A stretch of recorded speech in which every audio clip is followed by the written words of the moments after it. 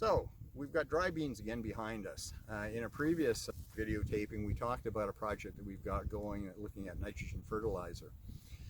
And I indicated in that video that commercial inoculants for dry beans were not available in Western Canada, or that the Canadian manufacturers of dry bean inoculant were not manufacturing anymore. This study is an ADOPT funded program that I'm leading, and we've got test sites both here at Outlook.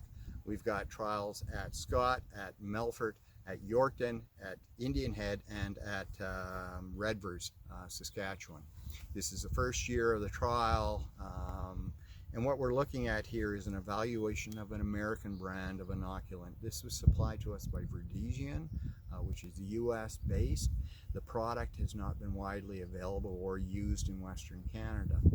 And again, when it comes to the nitrogen fixation capacity of the bean, it's a symbiotic relationship between the plant and the bacteria. And we know that there's specificity. I have no idea where Irrigation acquired their strains for dry bean production. So the intent of this study is to see whether the strain that they have, or maybe strains that they have within their inoculant, is effective in Western Canada. If it is, I'm sure Irrigation would be happy to supply it and bring it in if Canadian companies are no longer willing to produce. So that's the intent here. We had two products that were sent us. One was a peat and one was a granular. So we've got an absolute control. We're looking at our peat-based, and our peat-based, we applied it as a on-seed application of the peat-based inoculant. We also used a sticker, and in this we went old-fashioned, old school, and we actually dissolved some molasses and made a dilute syrup type of treatment.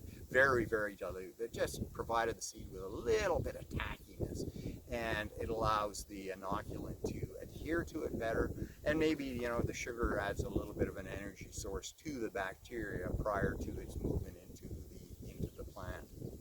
So we're looking at that. We're also got a granular inoculant, and we've applied it at its recommended rate. Half of the trial has got no fertilizer nitrogen at all. It is simply the inoculants by themselves, and we have absolute controls in here. The other half of the treatments have the same inoculant rates that we put down, but we've applied fertilizer nitrogen such that we brought the soil plus fertilizer up to about 80 pounds, or exactly to 80 pounds. So a split.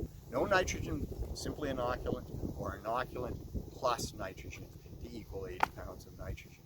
It's early days, we've got multiple sites, but we will discuss the results come winter.